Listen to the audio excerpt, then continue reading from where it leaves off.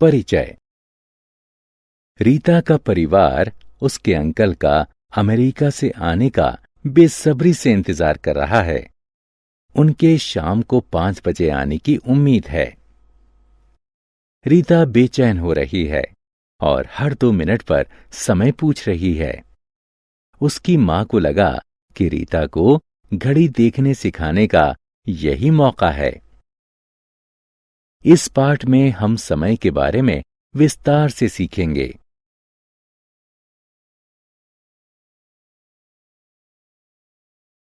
आओ सीखें।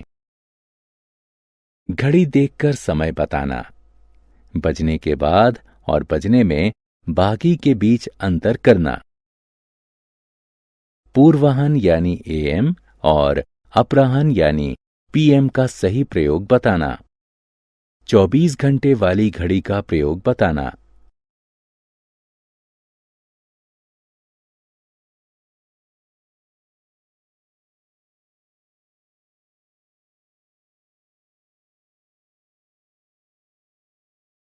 दिन, सप्ताह, महीने और वर्ष में संबंध बताना, अधिवर्ष यानी लीप ईयर की विशेषताएं बताना, 2 समय को जोड़ना, एक समय से दूसरे समय को घटाना, समय बताना।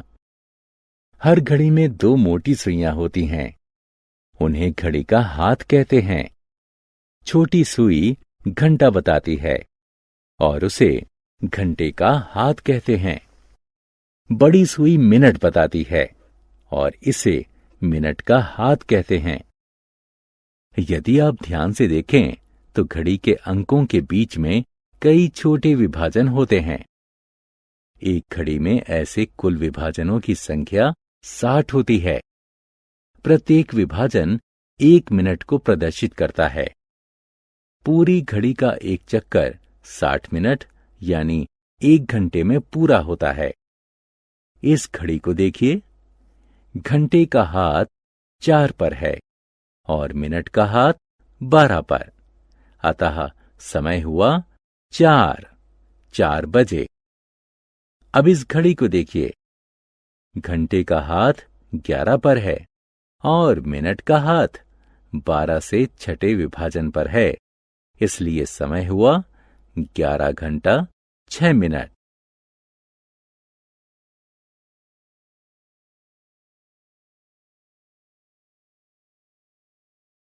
समय देखना। हमने अभी सीखा कि 60 मिनट का 1 घंटा होता है। इसका मतलब है कि आधे घंटे में 30 मिनट होते हैं। जब मिनट का हाथ 12 से लेकर 12 तक एक चक्कर पूरा कर लेता है तो 1 घंटा पूरा हो जाता है। जब ये 12 से लेकर 6 तक आधा चक्कर पूरा करता है तो आधा घंटा पूरा होता है। जब मिनट का हाथ 12 और 6 के बीच होता है तो समय को कितने घंटे बचकर कितने मिनट के रूप में देखते हैं। उदाहरण स्वरूप मान लीजिए कि घंटे का हाथ 10 पर है और मिनट का हाथ 4 पर है। 12 और 4 के बीच 20 विभाजन हैं। इसका अर्थ है कि 10 बजने के बाद 20 मिनट हुए हैं। इस समय को 10 बजकर 20 मिनट के रूप में देखेंगे। जब मिनट का हाथ 6 और 12 के बीच होता है तो समय को कितने घंटे में कितने मिनट बाकी के रूप में देखते हैं। उदाहरण स्वरूप मान लीजिए कि घंटे का हाथ 8 पर है और मिनट का हाथ 9 पर है। 9 और 12 के बीच 15 विभाजन हैं। इसका अर्थ है कि 9 बजने में अभी 15 मिनट बाकी हैं। इस समय को 9 बजने में 15 मिनट बाकी है के रूप में देखेंगे।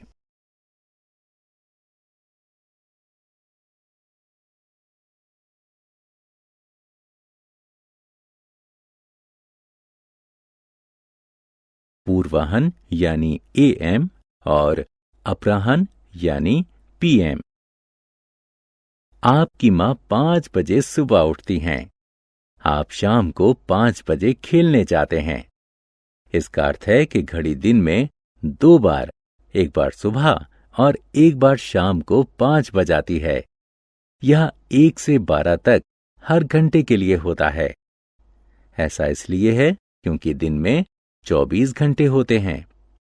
घंटे का हाथ 1 से 12 तक प्रत्येक अंक को दिन में 2 बार छूता है। 24 घंटे के दिन को 12-12 घंटे के 2 भागों में बांटा गया है। पहले 12 घंटे रात के 12 बजे से दोपहर 12 बजे तक होते हैं। इस अवधि के समय को पूर्वाह्न यानी AM से निर्देशित किया जाता है। दूसरे 12 घंटे दोपहर 12 बजे से रात को 12 बजे तक होते हैं। इसे अपराह्न यानी PM से निर्देशित किया जाता है।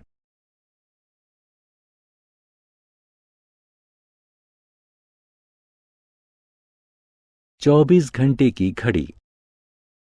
24 घंटे की घड़ी का प्रयोग करके AM और PM के प्रयोग से बचा जा सकता है। 24 घंटे की घड़ी 0 से लेकर 23 तक 24 भागों में बटी होती है। रात के 12 बजे दिन की शुरुआत मानी जाती है। इसे 00 घंटे से निर्देशित किया जाता है। रात के 1 बजे को 01 घंटे से निर्देशित किया जाता है। सुबह के 11 बजे को 11 घंटे से निर्देशित किया जाता है। 12 बजे दोपहर को 12 घंटे से, मध्याह्न में 1 बजे को 12+1 यानी 13 घंटे से, शाम के 5 बजे को 12+5 यानी 17 घंटे से, एवं रात के 9 बजे को 12+9 यानी 21 घंटे से। इस तरह दिन के प्रत्येक घंटे के लिए 0 से 23 तक अलग अलग अंक हैं। इसलिए AM और PM के प्रयोग की जरूरत नहीं होती है। घंटे और मिनट का जोड़। आइए अब 2 समयों को जोड़ना सीखा जाए। राजू ने अपने विज्ञान का टेस्ट 1 घंटा 15 मिनट और गणित का टेस्ट 1 घंटा 20 मिनट में पूरा कर लिया।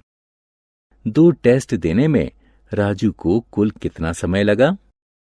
कुल समय की गणना करने के लिए हम घंटे को घंटे से और मिनट को मिनट से जोड़ेंगे। घंटे को जोड़ने पर हमें 2 घंटे प्राप्त हुए और मिनट को जोड़ने पर हमें 35 मिनट प्राप्त हुए। अतः राजू को 2 टेस्ट देने में लगा कुल समय है 2 घंटे और 35 मिनट।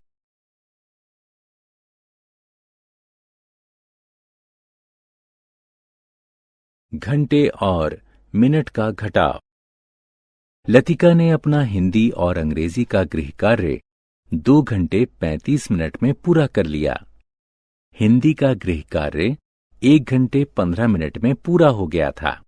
तो बताइए कि लतिका ने अंग्रेजी का गृह कार्य पूरा करने में कितना वक्त लगाया?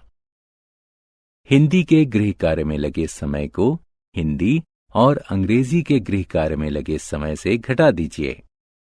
पहले मिनट को घटाएं, जो कि होगा बराबर 20 मिनट के। अब घंटे को घटाएं, जो कि होगा बराबर 1 घंटे के। अतः लतिका ने अंग्रेजी का गृह कार्य पूरा करने में 1 घंटा 20 मिनट लिए। समय की अवधि। जिस समय अंतराल के लिए कोई चीज रहती है तो उसे समय की अवधि कहते हैं। उदाहरण स्वरूप मान लीजिए कि एक विद्यालय में दोपहर के भोजन का समय 11 पूर्वाह्न यानी AM से 11.30 पूर्वाह्न तक होता है। तब हम कहेंगे कि विद्यालय में दोपहर के भोजन की अवधि 30 मिनट है।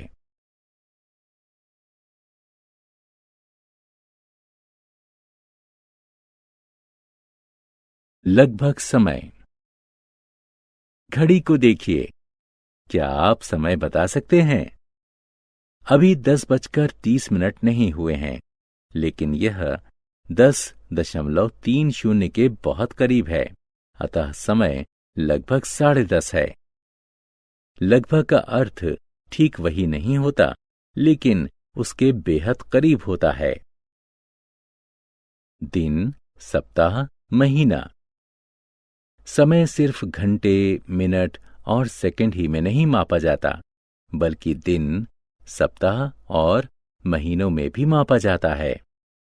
सप्ताह में 7 दिन होते हैं। रविवार, सोमवार, मंगलवार, बुधवार, बृहस्पतिवार, शुक्रवार और शनिवार। एक वर्ष में 12 महीने होते हैं।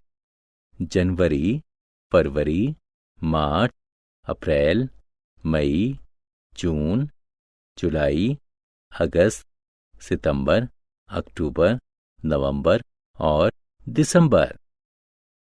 दिन, सप्ताह और वर्ष में संबंध। आइए दिन और महीने के बीच के संबंध को समझें। अप्रैल, जून, सितंबर और नवंबर महीनों में 30 दिन होते हैं। इनमें एक महीना बराबर होता है 30 दिन के।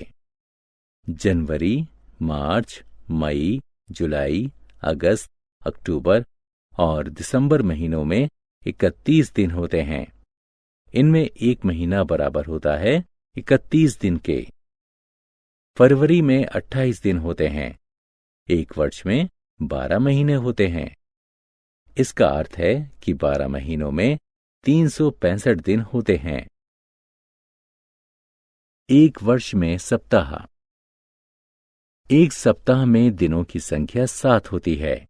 एक वर्ष में दिनों की संख्या 365 होती है। एक वर्ष में सप्ताहों की संख्या बराबर होगी एक वर्ष में दिनों की संख्या बटे में एक सप्ताह में दिनों की संख्या, जो कि बराबर होगी 365 बटे 7 के, जो बराबर होंगे 52 सप्ताहों के।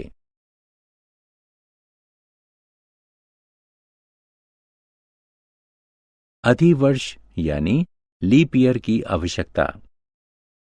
पृथ्वी सूर्य के चारों तरफ एक परिक्रमा 365 और 1/4 दिनों में पूरा करती है, लेकिन हमारे कैलेंडर में सिर्फ 365 दिन होते हैं।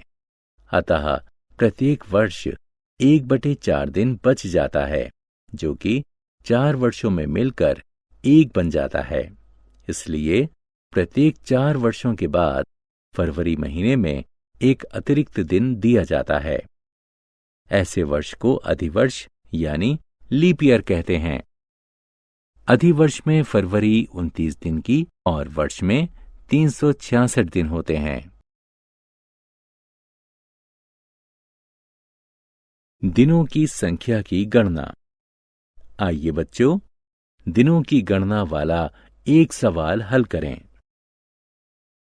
अक्षत के विद्यालय ने 25 मई 2012 से 5 जुलाई 2012 तक गर्मी की छुट्टियों की घोषणा की। क्या आप बता सकते हैं कि अक्षत को कितने दिनों की गर्मियों की छुट्टियां मिली? मई में 31 दिन होते हैं। इसलिए गर्मी की छुट्टी में 25 मई से 31 तक के 7 दिन भी शामिल हैं। 1 जुलाई से 5 जुलाई तक के 5 दिन भी गर्मी की छुट्टियों में शामिल हैं। अतः अब 7, 30 और 5 को जोड़कर गर्मी की छुट्टी के कुल 42 दिन की संख्या प्राप्त करो।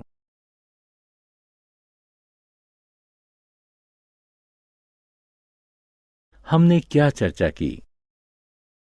एक घड़ी में 2 हाथ होते हैं, घंटे का हाथ और मिनट का हाथ। घड़ी का एक पूरा चक्कर 60 मिनट या 1 घंटे में पूरा होता है। एक दिन में 24 घंटे होते हैं। ये 2 भागों पूर्वाह्न यानी एएम और अपराह्न यानी पीएम में विभाजित होती है।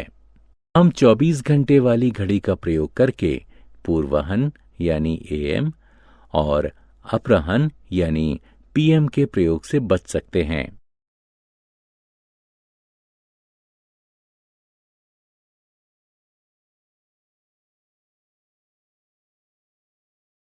समय की अवधि के दौरान जो कुछ भी रहता है मौजूदा समय की अवधि कहा जाता है। एक वर्ष में 365 दिन यानी 52 सप्ताह और 12 महीने होते हैं। अधिवर्ष यानी लीप ईयर में 366 दिन होते हैं। अधिवर्ष में फरवरी 29 दिन की होती है।